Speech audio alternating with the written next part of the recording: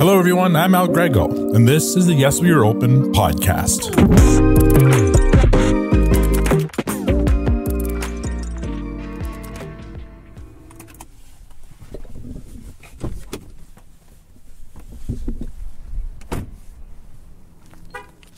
Today, I'm in southwest Calgary, one of the city's most picturesque and dynamic quadrants.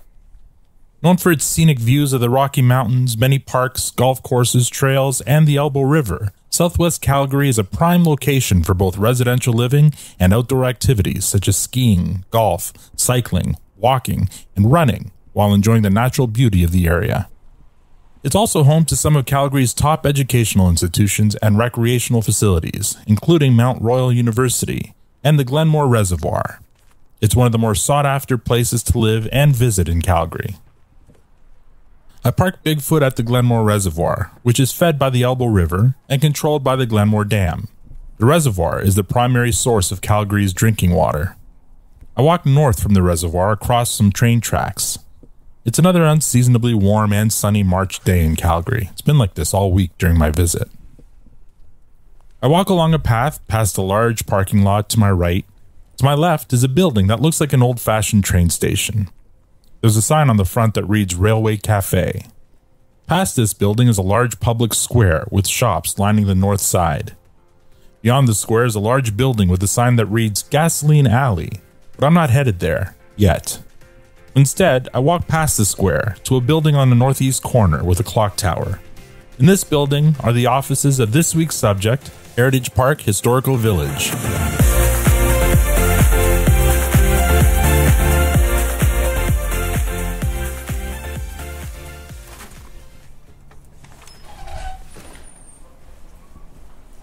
Hi.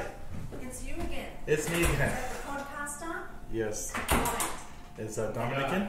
Oh, there he is. I'm waiting in the wings. Where do you want to go? Wherever you want to take me. Let's go over to Gasoline Alley. Perfect. That's Dominic Terry. He's the Strategic Communications Manager at Heritage Park, and my tour guide today.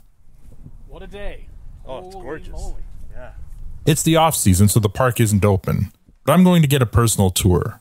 First stop, Gasoline Alley. This is going to be a walking interview. Talk about Heritage Park. When did it open? So Heritage Park opened on July the 1st, 1964. Okay.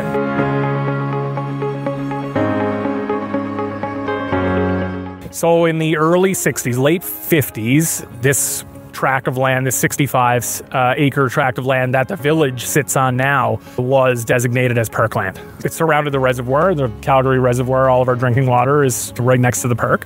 And then in 1961, there was a group called the Woods Foundation, it's now called Woods Homes, came to the city, and they started to form the idea of a children's pioneer park. Something that would tell the story of the things that have happened in Calgary since, 1875, right, when Calgary was the germ of an idea of Calgary, and then 1883, of course, the railway came through, and overnight, Calgary changed. So in 1961, the idea was brought forth of a children's pioneer park. The city and the Woods Foundation put up $175,000, which was a lot of money back in the day, and then went to Calgarians and got about another $75,000 or $80,000 to build it. In 1963, in November, construction started, and then 6-7 months later, the park opened its doors for the first time. On that day, there were 20 buildings on site, and the railroad track that you see today. 10,000 people visited the first day. To put that in perspective, this wasn't even in Calgary, kind of at the time. I mean, it was on the outskirts of the city. Right. Anderson Road, which is about 2 main roads kind of south of here, there was nothing south of that. It was a farmer's field. Okay. There was 310,000 people in Calgary, and we saw 10,000 of them that day. From that time to 60 years, now on July the 1st, we'll celebrate our 60th anniversary. Wow.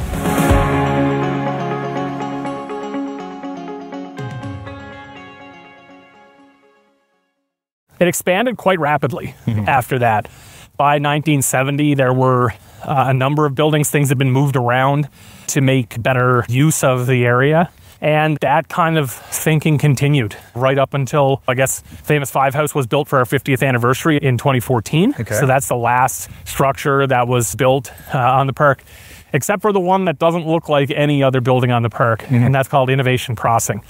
And that is a building that kind of tells the story of the energy industry from hundreds and hundreds and even thousands of years ago when indigenous people were here burning wood and cow dung and however they kept themselves warm. Right up until, we're talking about natural gas and thermal, and the building is kind of a special thing. It heats and cools itself. Mm-hmm. It has a section when it gets too warm in there, the blinds on the big windows on the backside automatically close and cools it down, and then when it gets to an optimal temperature again, it raises the blinds and lets the place warm up again. Very cool.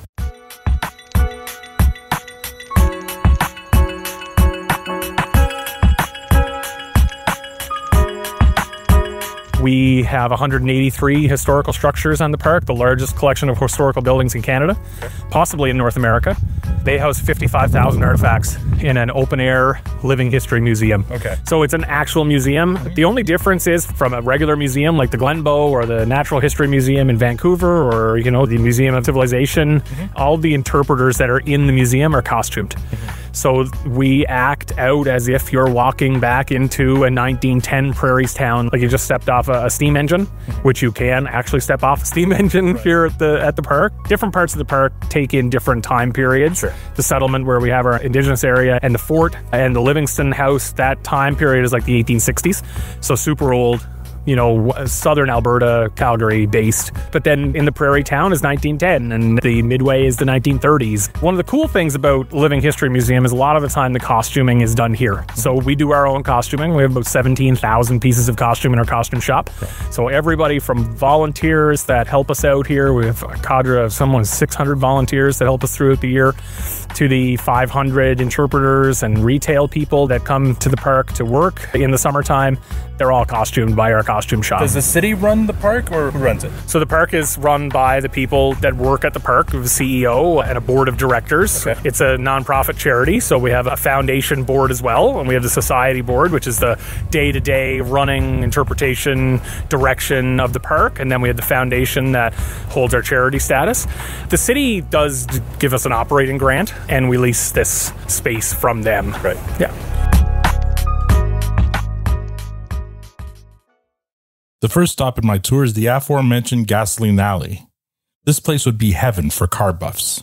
So Gasoline Alley was part of the original expansion of the park in 2009. Mm-hmm. The collection is a $10 million collection of old cars and trucks, but also what we call Petroliana. So the gas pumps that you'll see all around came from one man's collection. His name was Ron Carey. He was a big heavy hitter in the petroleum industry. Of course, Calgary and Alberta is a petro state, right? We rely on the oil and gas industry for the prosperity that this place has. So this was a big expansion. It's one of our biggest areas that we can host events, people married in the park. A lot of the time happens right here. All of this moves out of the way. Mm-hmm. About 45 minutes, we can have this set for 400 people. We spent some time in Gasoline Alley admiring the cars on exhibit before moving on. Then we exit out the back and make our way up the promenade to the entrance to the actual park. As we walk up to the entrance, I noticed numbers carved in the concrete path that we're walking. They look like dates. I noticed some dates as we're walking along. Is this us going back in time then? This is us walking right back in time. Very cool. So we're going to celebrate the 95th anniversary this year of the Persons case, and that's a big reason that this building was here. The building Dominic's referring to is the first building we approach along the promenade on our right. It's a large house called the Famous Five Centre of Canadian Women. The Famous Five in Alberta, led by Nellie McClung and Henrietta Muir-Edwards, were five women who... Women were not allowed to vote. Right. They weren't even regarded as people within the Constitution. And these five women thought that it was a bad thing. And it was. And they petitioned the Privy Council in England to allow women the right. And they were granted. And so 95 years ago, I believe it's in October, we'll celebrate with the Famous Five Foundation, which is a big foundation here in the city because most of the women were from Alberta. Right. So it was an important time in our history. And that part of history is a little bit hard as well because they were big eugenics proponents. Right. But we always, I podcast as well here, and we've talked about eugenics, and history is dirty, right? It's not all bells and whistles and look at all the great things. Yeah. People could hold views in that time that were fairly normal that we know now that are just, not great people were people too. They were people too. And product of the time, right? Of course.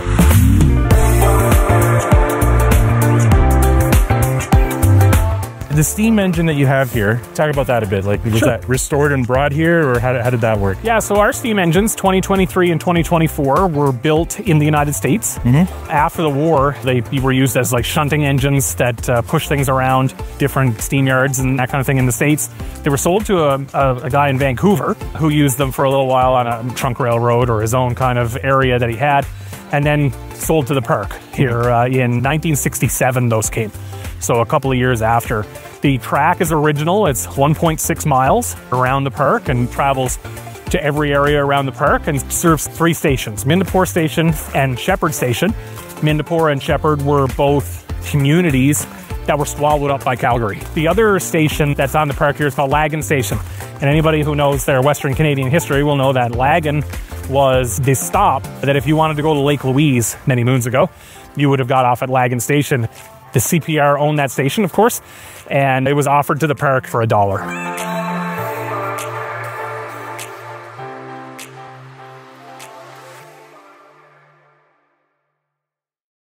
I know that the film and television industry all over Canada is growing, and I've actually had some interesting talks about how it's grown here in Alberta especially. Have you ever had any interest from productions to come in and shoot like period pieces in your park? Heritage Park has a long history in the film industry. Yeah, okay. The assassination of Jesse James. Oh. The first scene of that movie when you see Brad Pitt and he's kind of leaned back on a chair. Yeah. And there's a snooker parlor. Yeah. That's our snooker parlor. That's Barron's snooker parlor. The Last of Us. There's a part in the first season, and I haven't seen the show, so I'm not 100%, but Pedro Pascal goes to see his brother, and they go to a bar. That's our saloon at the Wainwright Hotel. So cool. A long history. There's a lot of Hallmark movies and that kind of stuff that's filmed out around here as a town center, that kind of thing. There's talks of a big budget film here in the fall.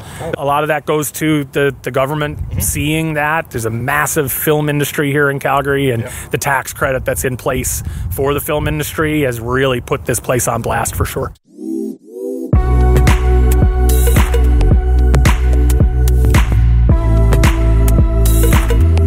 What would you say is the heyday of Heritage Park? Your busiest time? Jeez, I guess 2014 would have been our 50th anniversary with a new building that kind of gave people a reason to come back. We would have probably been around 15,000 memberships for that season, which is pretty much a high watermark for where we are now. But back in the day, I mean, when this place opened first and through the 70s and 80s, there was a nostalgic kind of thinking still, right? Before we got into the 90s and kind of there was cultural revolution and music started to really take on a different idea. I think that people started to not necessarily forget about their history, but start to look at things differently. And I think that we're probably coming into another heyday of Heritage Park, in that we're starting to tell stories that were never told here. So it's almost a second life, you know, of taking on those stories, the Indigenous stories, Black history stories of people that were here, like John Ware, first Black cowboy. We like to tell what we call history adjacent stories. They may not have happened right here at the park, and we may not have a building that tells the exact story of that kind of thing. You know, the Vulcan ice cream parlor is right here, this white building, and it was in Vulcan, which is south of the city, about an hour and a half. There were a lot of Black people in that area. It stands to reason that they would have got ice cream at the Vulcan ice cream parlor at one point in time or another. So it gives us license to tell those stories. We don't step away from stories of people like Peter Prince, you know, the general manager of the Eau Claire Lumber Yard in downtown Calgary. But I think that a lot of people think that when we start to tell those stories that we would start to forget the pioneer colonial history. That stuff is on blast here, right? People can come and get that kind of story at any time. But we had to dig out the stories of the places like Shepherd Station, where a lot of the Black community, when they were immigrating here, they would have come through that train station. Their families would have come and met them there.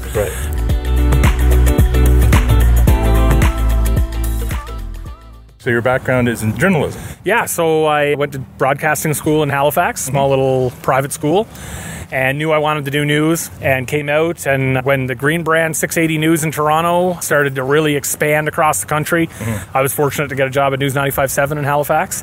Did everything. You know how you're in the business and you just get a chance to put your hands on everything. That was me. I moved to Antigonish, Nova Scotia, took a job as an afternoon news anchor again, 2-person newsroom, super small, got to do everything, got to cover student councils and school board and all kinds hyper-local, yeah. hyper-local news. Yeah. And then we moved to Calgary, and I spent 15 years in the media here. When did you start here then? 2 years ago in February. Okay. Yep. How do you like it?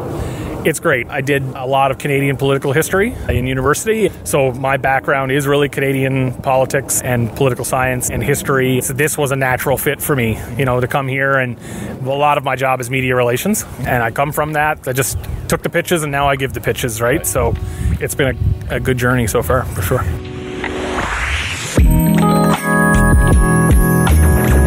Up next, Heritage Park has been not just telling, but showing the history of Western Canada for almost 60 years. But recent events showed that perhaps there were stories that weren't being told that were just as important. What were those stories? Stay tuned to find out.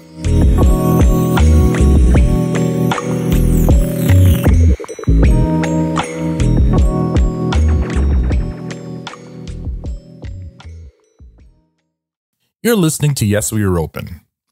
Heritage Park Historical Village in Calgary is celebrating its 60th year of operation this coming Canada Day.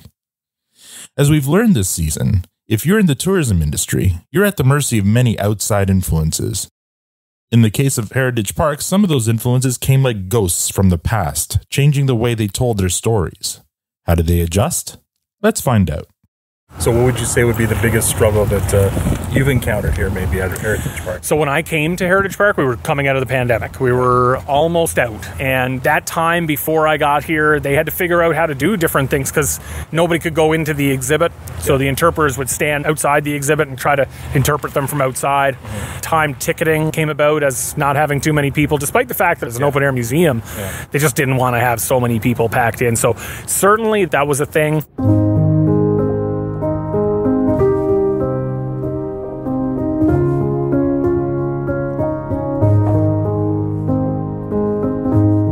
With the reckoning, kind of the Kamloops discovery a couple of years ago at the residential schools and Indigenous issues coming right to the forefront of Canada, I think that was a major turning point for us of how do we tell the stories without losing what Heritage Park has always been, right? And the funny thing is that we really didn't have to do anything. Those stories exist. You just got to dig for them. So the attraction of a new audience with new stories was, you're not changing who you are, but you're changing the stories that you tell, and that's going to attract a new audience. And sometimes when you attract a new audience, they're younger, they don't have kids. That's not our core kind of audience. We, young families with children and older people. That's kind of our core.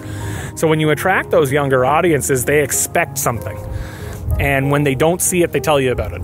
And so we have been very acutely focused on, we know what we do, and we do it well, but we need to add on these pieces that people want to see when they come here. People want to see themselves represented at Heritage Park because they were here a long time ago. We just didn't tell the stories for a long time.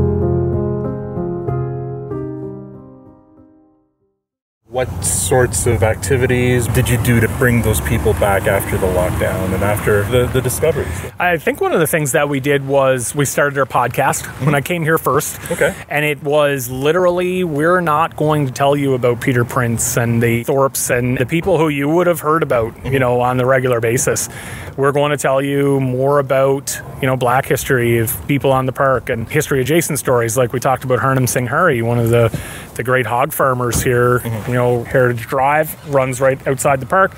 And from there up to Chinook Center, which is probably 90 blocks or so, that was a hog farm owned by a Punjabi man. And it's history adjacent. It's not here at the park, but it's right next to us, right? So those are the kinds of stories that we dug out, and we made a tremendous amount of relationships with people who could tell us those stories.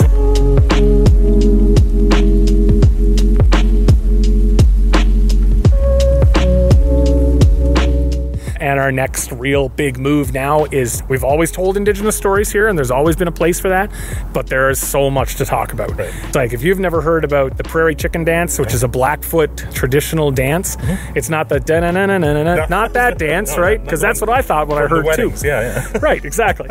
It's an amazing story, of ingenuity, and it's just a really cool story about how they came up with this traditional dance. So in the last couple of years for National Indigenous Peoples Day on June 21st, we've partnered with the University of Calgary. They have a greater ability to be able to tell that, from their education point of view. And we've brought them here to the park. This will be the second year that we'll do our campfire stories programming, but that'll be augmented by some of the stuff that goes on in the park that day. And this will be our third year of Truth and Reconciliation, really leaning into those 2 days and trying our best to partner with Indigenous groups, not only partner with them, but create the trust. Yeah. I think that is severely lacking because you see places that kind of wave at it a bit, and I'm not saying that they're coming at it from a disingenuous point of view, but they may not be equipped. Yeah. Exactly. They may not have the time to kind of do it the right way. Yeah. And I think that they're, like I say, they're not coming at it from a disingenuous point of view, but can certainly engage a little better.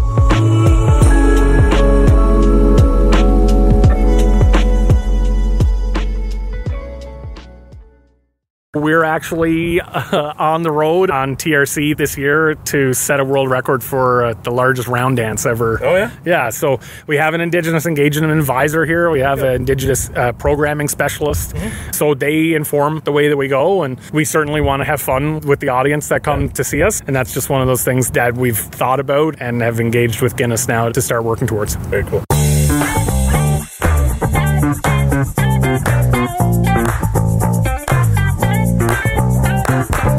I think that when you're a tourist organization that, you're up and down, and when you have places like Banff, Lake Louise, when you have the mountains right next to you, people tend to come here for Stampede and then head to the mountains. Sure. Right? So we are constantly working with our travel trade group to bring people here and working with places like Calgary Attractions. We sit on the board of Calgary Attractions, the group of 12 attractions in the city that are not Stampede.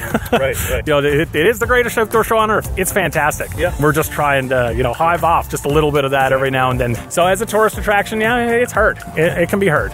Well, I want to tell you, the reason I came here yesterday was because I did a search for things to see in Calgary, and Heritage Park came up first. So well done. There's a lot of work that goes into showing up first on Google search, right? So on the back end, and Google is changing those algorithms every month. They don't let you get out in front of them, that's for sure. No, I mean, and I think you can list that as a struggle for sure.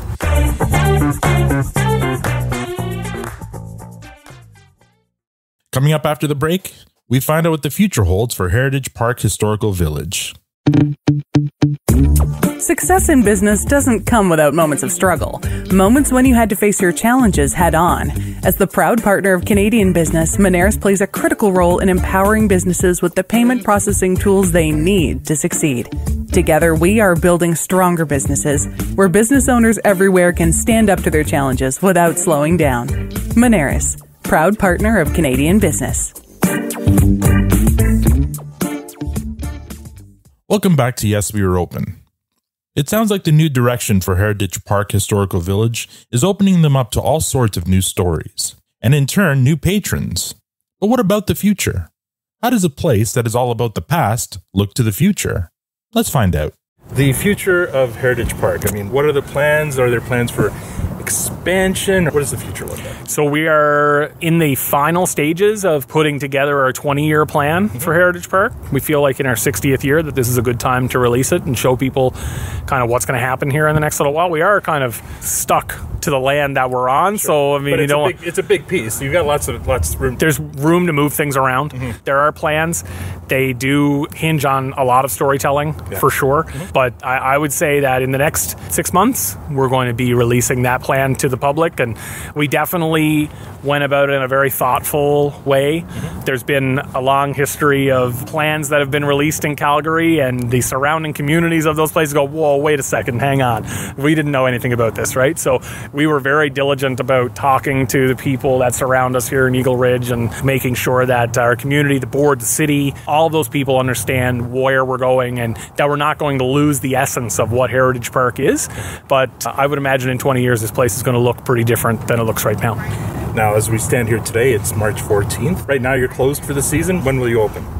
So we open on May long weekend, and then we'll be open every day until Labor Day weekend, and then we open on the weekends until Thanksgiving. But there's things going on at the park all year round. Right. We had this germ of an idea at the end of last year that, we have this big hotel that's on the park, the Wainwright Hotel, and we have the ability to bring in other groups to do things. So what if we had a murder mystery here? Oh, wow. So it's just gone like gangbusters. We can't stop. We keep opening up new dates. They keep selling.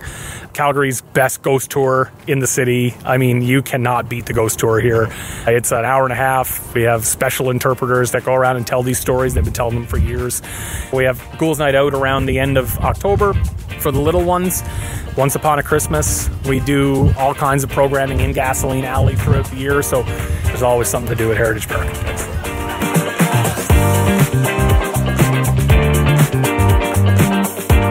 I just feel like there is so much room for us to grow as being one of just a jewel of this place. People love it.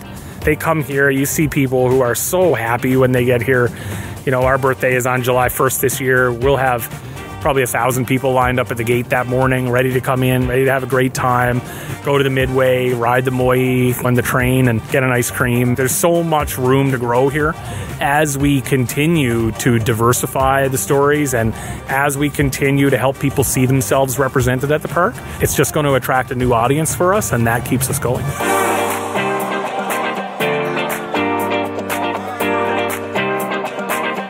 Dominic, is Heritage Park open? Yes, we are open. Perfect. Thank you.